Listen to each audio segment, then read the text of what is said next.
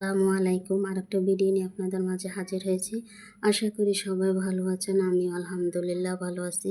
তো ভিডিওটি না টেনে সম্পূর্ণ ভিডিওটি দেখার অনুরোধ করছি। তো এখানে মুরগি নিয়েছি 15-16 পিসের মতো। মুরগিগুলো আমরা রাতে ভালোভাবে ধুয়ে পরিষ্কার করে নিয়েছি, কেটে এগুলো পিস করে কেটে নিয়েছি। রাতে আমরা অনেক অন্যান্য কাজও গুছিয়ে নিয়েছি, যাতে সকাল সকাল আমাদেরকে ঝামেলা না পড়তে হয়। তাই এগুলো রাতে সব কিছু গুছিয়ে নেওয়া হলো। তো এখানে আমি হলুদ আর লবণ দিয়ে ভালোভাবে মুরগিটাকে মাখিয়ে নিয়ে এখন রেখে দিলাম। এখানে আমি 3 কেজির মতো গরু গোশত নিয়েছি। এখন দিয়ে দেবো আদা রসুন বাটা, কারণ হাত দিয়ে মাখিয়ে নেব, তো তাই আমি সব মশলা একসাথে দিয়ে দেব। তো এখানে দিয়ে দিলাম গরম মশলা গোটা। এখন দিয়ে দেব একটু মোটা করে কেটে নিয়েছি পেঁয়াজ। এখন দিয়ে দেব হলুদ গুঁড়া, মরিচ গুঁড়া দিয়ে দিয়েছি। কতটুকু পরিমাণ দিয়েছি আপনারা ভিডিওটি দেখলে বুঝতে পারবেন। এখানে বোঝানোর মতো কিছুই নেই, তো আপনারা দেখে আইডিয়া করে নেবেন। তো এখানে আমি দিয়ে দিব তেল। তেলটা দিয়ে এখন আমি জিরার গুঁড়া দিয়ে দেব। জিরার গুঁড়া দিয়ে আমি আবারও একটু জিরার গুঁড়া দিয়ে দিব। এখানে একটু জিরার গুঁড়া কমই ছিল, তাই আর 1 চামচের মতো দিয়ে দিয়েছি। এখানে দিয়ে দেব গরম মশলার গুঁড়া। আমি আস্ত ব্যবহার করেছি, তাই গরম মশলার গুঁড়া 1 চামচের মতোই দিয়ে দিয়েছি। একদম ঘরোয়া মশলা দিয়ে আমরা এই গোস্তটা রান্না করেছি। আপনারা ভিডিওটি দেখলে বুঝতে পারবেন। এখন চুলায় বসিয়ে চুলার আঁচটা ধরিয়ে দিয়েছি। এখন গোস্তটাকে আমি আবারও একটু নেড়ে চেড়ে দেব, যাতে তলানিতে না লেগে যায়। তাই আবার একটু নেড়ে চেড়ে দিয়ে দিচ্ছি, কারণ মেহমান চলে আসবে, তাই তাড়াহুড়া করে রান্না বান্না করতেছি। এক একজন এক এক কাজ নিয়ে ব্যস্ত আছে, কিন্তু সব কিছু রান্নায় ক্যামেরায় দেখানো সম্ভব ছিল না, তাই কিছু কিছু কাজ আমরা আগেই করে ফেলে রেখেছি। তো এখানে মুরগিগুলো ভাজার জন্য তেল বসিয়ে দিয়ে এখন মুরগিগুলো ভাজা হচ্ছে। তো এখানে গরু গোশত একদমই কষানো হয়ে গেছে, তা আবারও একটু কষিয়ে নেব। গরু গোশতটা যতই কষাবেন ততই খেতে ভালো লাগে এবং স্বাদটাও দ্বিগুণ বেড়ে যায়। তো এই যে মুরগিগুলো কিছু ভাজা হয়ে গেছে, উঠিয়ে নেওয়া হলো। এখানে কিছু পেঁয়াজ আর কাঁচামরিচ কেটে রাখা হলো। তাই মুরগিগুলো আবার একটু উল্টে পাল্টে দেওয়া হলো। আসলে গ্রামের বাড়িতে রান্নাবান্না আমার কাছে খুবই ভালো লাগে। ওদের সাধারণ চলাফেরা এবং টাটকা ক্ষেতের সবজি, এগুলো আমার কাছে খুবই ভালো লাগে। গ্রামের মানুষের সহজ সরল মন, ওদের প্রতিহিংসা নেই মনের ভিতরে, আমার কাছে খুবই ভালো লাগে। তারা সবাই দলবদ্ধভাবে কাজ করে, তাও আমার কাছে খুবই ভালো লাগে।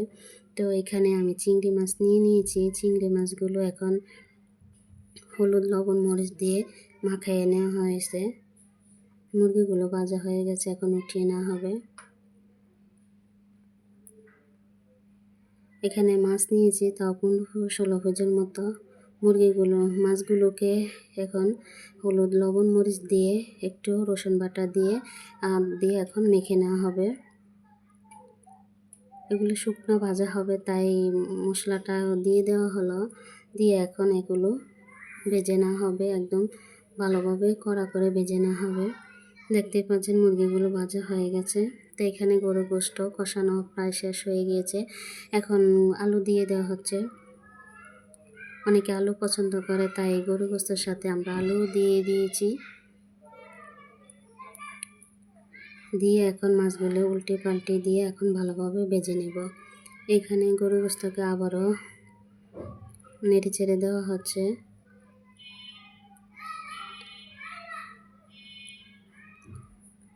মাছগুলো ভাজা হয়ে গেছে, দেখতে পাচ্ছেন। এখন মাছগুলো উঠিয়ে নেওয়া হবে। এভাবে আমরা মাছগুলো ভেজে নিয়েছি। এখানে গরু গোশত কষানো হয়ে গেছে, এখন দিয়ে দেব কালো গোলমরিচের গুঁড়া। কালো গোলমরিচের গুঁড়া দিলে এর স্বাদটা ভালো লাগে, ঝালটাও একটু ভালো লাগে খেতে। তাই ওখানে গরম মশলার গুঁড়া দিয়ে আবার একটু নেড়ে চেড়ে দেওয়া হলো। এখানে আর একটা কড়াই বসিয়ে চিংড়ি মাছগুলো ভাজা হচ্ছে, তাই চিংড়ি মাছগুলো উল্টে পাল্টে দেওয়া হচ্ছে। এখন গরু গোশতটা আমার কষানো হয়ে গেছে, তাই এখানে পানি দিয়ে দেওয়া হচ্ছে। দিয়ে আবারও নেড়ে ছেড়ে দিয়ে এখন ঢাকনা দিয়ে রেখে দেব। এখানে মুরগি রোস্ট রান্না করার জন্য কড়াই বসিয়ে তেল দিয়ে দেওয়া হলো, পেঁয়াজ কুচি দিয়ে দেওয়া হলো, তেজপাতা দিয়ে দিয়েছে, দিয়ে এখন পেঁয়াজ বাটা দিয়ে দেওয়া হলো, দিয়ে আবার একটু নেড়েচেড়ে ভালোভাবে ভেজে নেওয়া হচ্ছে। তো এখানে দিয়ে দিলাম গরম মশলা আস্ত, দিয়ে আবারও নেড়েচেড়ে দেওয়া হচ্ছে। এখানে মুরগি, মাছ, চিংড়ি মাছ ভেজে নেওয়া হয়েছে। ভাজাভাজি সম্পূর্ণ হয়ে গেছে, এখন রান্নার পালা। তো এখানে কাঁচামরিচ দিয়ে দেওয়া হচ্ছে, দিয়ে আবার একটু নেড়েচেড়ে দেওয়া হচ্ছে। এখন দিয়ে দেওয়া হচ্ছে আদা বাটা, এখন দিয়ে দেবো বাদাম বাটা দিয়ে আবারও নেড়েচেড়ে দিয়ে এখন রসুন বাটা দিয়ে আবার একটু নেড়েচেড়ে দিয়ে দেব, দিয়ে আবারও নেড়েচেড়ে দিয়ে এখন লবণ দিয়ে দেওয়া হলো, পরিমাণ মতো হলুদ দিয়ে দেওয়া হলো 1 চামচের মতো, দিয়ে আবারও মশলাটাকে কষিয়ে নেব ভালোভাবে। তেলের সাথে মরিচ গুঁড়া দিয়ে আবারও নেড়েচেড়ে নিচ্ছি। ভিডিওটা আমার একদিন আগেই করা ছিল, ভিডিওটা দিতে আমার একটু লেট হয়ে গিয়েছিল। রমজান চলে এসেছে, ব্যস্ততা বেড়ে গেছে, তাই ভিডিওটা আমার যথাসময়ে দেওয়া সম্ভব ছিল না।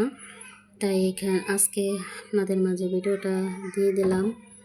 তো এই যে এখানে জিরার গুঁড়া, গরম মশলার গুঁড়া দিয়ে মশলাটা কষিয়ে নেওয়ার জন্য এখানে পানি দিয়ে দিয়েছি, দিয়ে আবারও মশলাটাকে ভালোভাবে কষিয়ে নেওয়া হবে যতক্ষণ পর্যন্ত তেলটা উপরে চলে আসছে।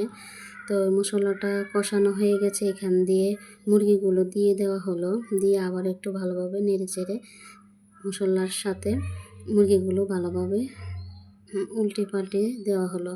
এখন দিয়ে দেওয়া হলো গুঁড়া দুধটাকে একটু পানি দিয়ে গোলায়ে তারপরে মুরগির সাথে দিয়ে দেওয়া হলো, দিয়ে এখন পানি দিয়ে মুরগিটা কষিয়ে নেওয়া হবে। এই যে আমাদের রান্নাবান্না শেষ হয়ে গিয়েছে। আসলে সব কিছু গুছিয়ে দেখানো সম্ভব ছিল না, একটু তাড়াহুড়াই ছিল।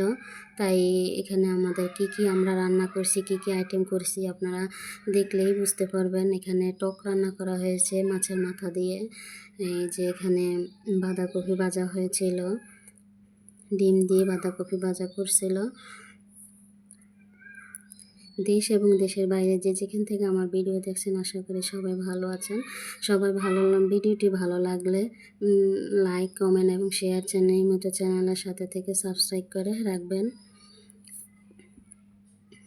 তো পোলাওটাও রান্না হয়ে গিয়েছিল, দেখতে পাচ্ছেন পোলাওটা কতটা ঝরঝরা হয়েছে। তো এই ছিল আমার আজকে ভিডিও। আশা করি রেসিপিটা আপনাদের অনেক ভালো লেগেছে। রেসিপিটি ভালো লাগলে লাইক, কমেন্ট, শেয়ার করবেন আর আমার চ্যানেলের সাথে থেকে আমাকে সাপোর্ট করবেন। সবাই ভালো থাকবেন। তো যদি কথার মাধ্যমে যদি কোনো ভুল ত্রুটি হয়ে থাকে তো আমাকে আপনারা ক্ষমার দৃষ্টিতে দেখবেন, কারণ ওভাবে আমি গুছিয়ে বলতে পারিনি, কারণ রমজানের রোজা রেখে তাই আমি ভিডিওটা শেষ করলাম। তো এখানে আজকের মতো বিদায় নিচ্ছি। আল্লাহ হাফেজ, আসসালামু আলাইকুম।